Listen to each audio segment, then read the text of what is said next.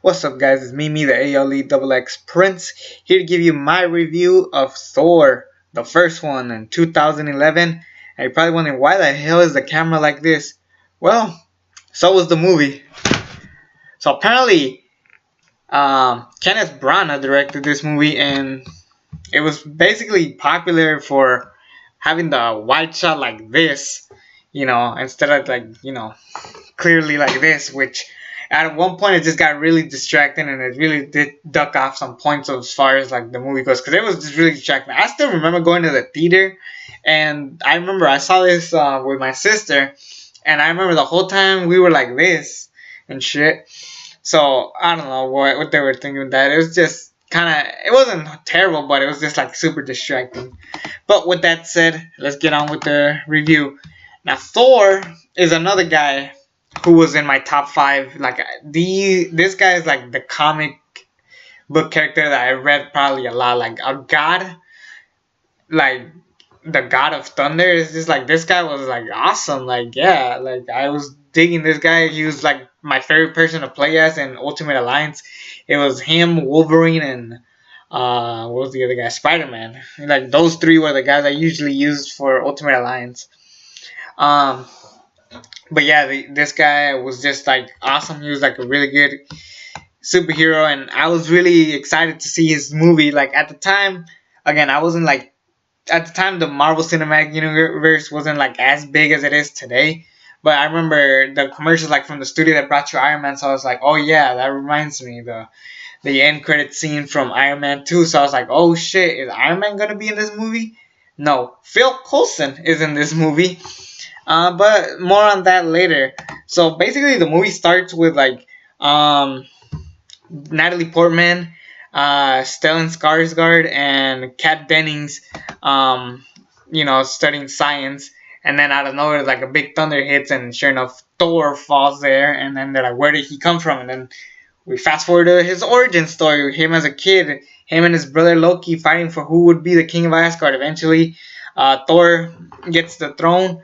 And in this movie, the villains, while they are bad, just as like most of the MCU villains, these at least like made sense as far as the story goes. Just like not frost giants, I want to say. Basically, they wanted to take over Asgard, and then Thor said, "I want to end this fight once and for all." So he, Loki, and a group of his friends, I keep forgetting their names because of like, I mean, his friends were cool. They're just like kind of forgettable as far as names go. But yeah, in this fight scene, basically you just get like everyone doing their thing, and Thor's father, played by Marlon Brando, believed that Thor wasn't ready for him to be king. He was too I still remember that scene of Thor, Chris Hemsworth, just going, "And you're an old man and a fool." And then he's like, "Yes, I am a fool forever, trusting you." And then he sends him away from Asgard. He sends him to Earth, of course, but he separates him and his hammer, which gives him the power of his thunder powers. So he separates the two, and that's, of course, when he meets Natalie Portman, Stellan Skarsgård, and Kat Dennings. And basically, this is played off as Thor learning about Earth, what is Earth, and he's like learning about Denny's. Like, still one of my favorite things about the MCU. This drink, I like it. Another, like, that was great. Him in the hospital, like, "I am the god of thunder, you should not," and then they inject him. Like, that was just funny, just good humor. And I was cool with this movie, like, just taking place on Earth, just so Thor could like kind of learn his lesson. And eventually in the sequels, we get Asgard more than Earth itself. So, I mean, when I get to those movies, I'll get to those movies. But during Asgard, we basically get Loki's origin story, in a sense. So apparently, Loki happens to be a frost giant. He figures it out in his battle that he was actually part of Frost Giants, but Odin, Anthony Hopkins, adopted him as his own. And Loki realized how furious he is now that he knows that his parents were killed. So it's just like, what the hell, dude? So basically Loki is the villain. He attacks Odin, and basically he sends he's basically taking over Asgard now.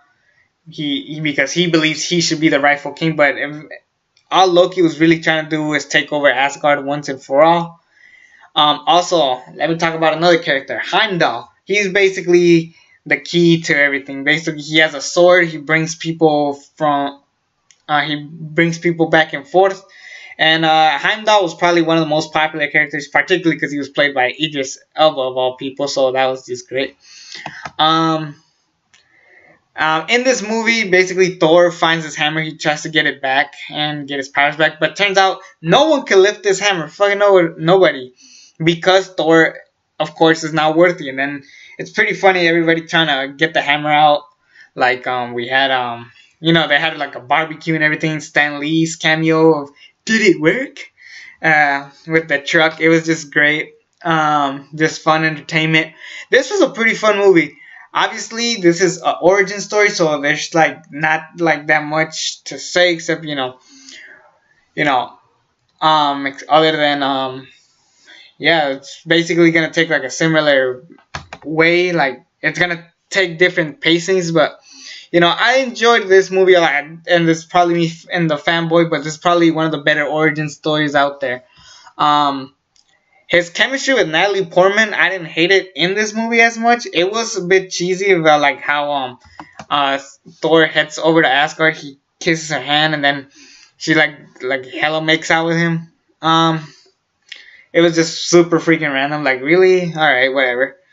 I guess Thor needs someone, but eventually Jane was supposed to be the female version of Thor, which never happened. Basically, we have Loki come to Earth, basically telling him, "Yeah, Father's dead, so you are banned from Asgard, and I'm taking over." Basically, Loki is officially just causing chaos. He's mad about the death of family he never met. It makes sense. And Loki was just the perfect villain. He was cocky, he was arrogant, he was entertaining. Tom Hiddleston, I wish you could like be something even bigger than just Loki. Like, we already love you as Loki, but we want to see you expand. Like, he hasn't had that many hits. Like Kong Skull Island, like, I'm sorry, dude, that sucked. Also, I just forgot to mention this.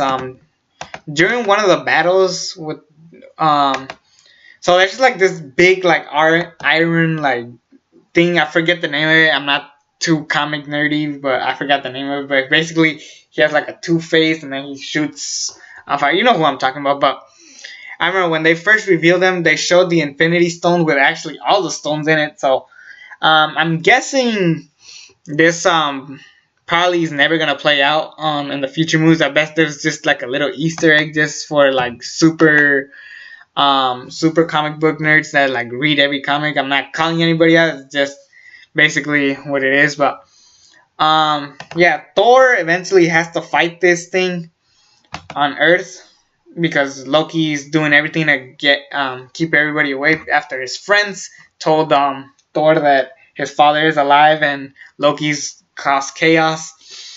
And it was just like great. It's really entertaining, that little fight. And then my favorite scene is like, honestly, Anthony Hopkins as Odin is probably the best casting in the MCU. One of the better castings, and a very underrated one to say the least.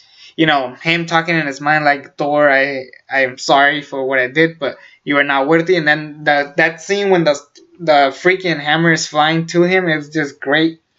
I really enjoyed it. It was just a cool, badass moment for me. Like, I always wanted to see that scene of just Thor catching the hammer like this. It was just awesome. Eventually, Thor heads back to Asgard, and he fights Loki. And Loki threatened to take over the Earth and attack, Natalie Portman, Kat Dennings, and Stellan Skarsgård. But Thor had no choice but to break the freaking bridge to leave. And from there on, he basically took over. He didn't become king. Odin was still king after this. But I remember Odin, Thor, and Loki. They had their moment, and then this was the beginning of Loki's multiple deaths in the Marvel Cinematic Universe. It's the first one, basically. He lets go of Thor's hand and says, "Goodbye, brother." Like I wasn't worthy of king. So we think he's dead, but in the end credit scene, we have Stellan Skarsgård, Professor Eric Selvig. He talks to Samuel L. Jackson, aka Nick Fury, about an orb, basically one of the first Infinity Stones in the beginning. The Tesseract, I believe. Yeah, the Tesseract. It was that one, right? Hold on. Let me get my notes right. Yep, it was the Tesseract from, and that eventually plays out in Avenger. I mean, Captain America, the first Avenger.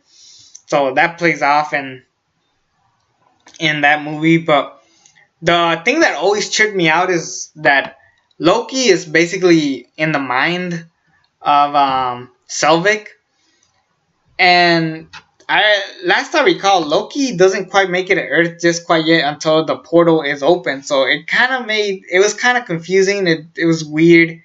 I didn't think it was that. It was just confusing, especially heading out to the bigger movies. So there was that.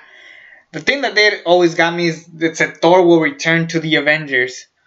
And I was like, the Avengers? So I was like, oh shit, they're actually taking this serious. But I'm just curious, what the hell exactly is this? Like, at the time, there weren't cinematic universes done that much. The only thing I could really think of was the Kevin Smith universe with Jay and Silent Bob. So, at the time, again, the Marvel Cinematic Universe didn't occur to me until now.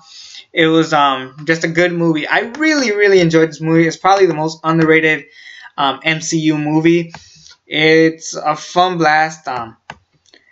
Again, I wasn't digging the Earth characters other than Selvig and to an extent Jane Foster and Natalie Portman. Kat Dennings, we already know she's a fucking nightmare. It's just a fact. But yeah, I was happy with this movie. I'm glad that it basically was a good step into the MCU. It wasn't like the perfect movie, but it was fun for what it is. Can't really duck points for this. It's basically an origin story. It was fine for what it was. It was by far the best MCU movie thus far, except for the first Iron Man. So that's it.